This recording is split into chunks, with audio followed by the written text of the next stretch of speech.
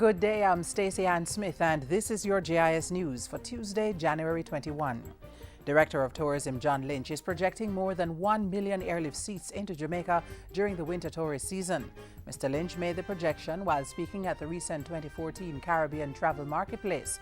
He said these seats would come from traditional airways out of the United States, the United Kingdom and Canada, as well as from non-traditional carriers arriving from new and emerging markets in Latin America and Europe. Our target for the current winter season is over 1 million seats. This represents an increase of nearly 50,000 seats, which is almost 5% increase over the last winter season. Meanwhile, airlift projections for the remainder of the year are also positive, as a number of airlines expect to increase their flights into the island. For example, JetBlue Airlines will inaugurate service from Florida to Montego Bay on May 1. Southwest Airline is also expected to be flying into Jamaica as of May. During 2013, the country recorded a historic 2 million stopover visitor arrivals. Prime Minister Portia Simpson Miller has affirmed government's commitment to ensuring equal opportunities for males and females in the society. The Prime Minister's remarks were delivered by the Industry Ministry's State Minister Sharon Folks Abrams at a recent two-day gender mainstreaming workshop. The workshop, spearheaded by the Jamaica Red Cross, was held under the theme Mainstreaming Gender in Disaster Risk Reduction, ensuring equality, promoting sustainable development.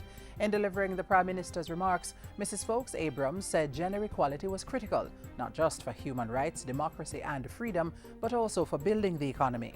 It is through gender equality that we can ensure sustainable development. For us, gender equality is a very high priority. No society can truly prosper without fully utilizing the potential of all its members, including the entrepreneurial spirit of both men and women. Jamaica has signed on to the Commonwealth Plan of Action on Gender Equality and treaties such as the Convention on the Elimination of All Forms of Discrimination. There is also a national policy for gender equality.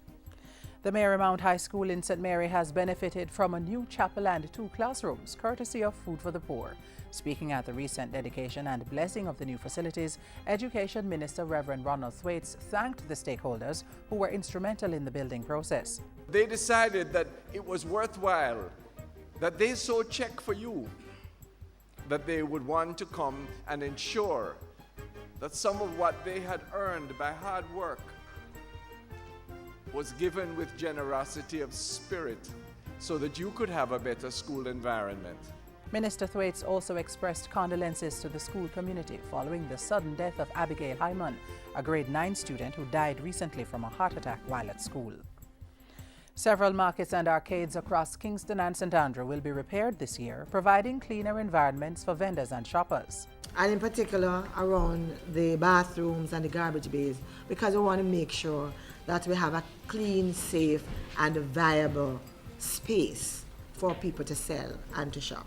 Kingston's mayor made the announcement at the Kingston and St. Andrew Corporation's recent monthly council meeting. She said among the facilities to be repaired were the Haywood Street Market, Constant Spring Arcade, Pernell Charles Arcade and the Stony Hill Market. 7 high school students and 2 teachers are set to travel to the United States in February as part of a cultural exchange program. They are the newest batch of participants in the U.S. State Department's Youth Ambassadors Program. Permanent Secretary in the Ministry of Youth and Culture, Sidney Bartley, has encouraged the participants to prepare themselves adequately so they can effectively sell brand Jamaica. Go talk to people, read books, try to find out more and more about this country. Because somebody's going to say to you, tell me about Jamaica. Where is St. Thomas? What is St. Thomas? Somebody's going to ask you questions like that. And you want to be able to say things that you know. Mr. Bartley was speaking at a pre-departure orientation session for the participants who are scheduled to leave on February 2. They'll be placed with host families in Denver and Washington, D.C., where they'll share experiences and participate in community activities for 3 weeks. On their return, they're expected to use the experience to guide their engagement in local community projects. And that's it for GIS News today. I'm Stacey Ann Smith. Thank you for watching.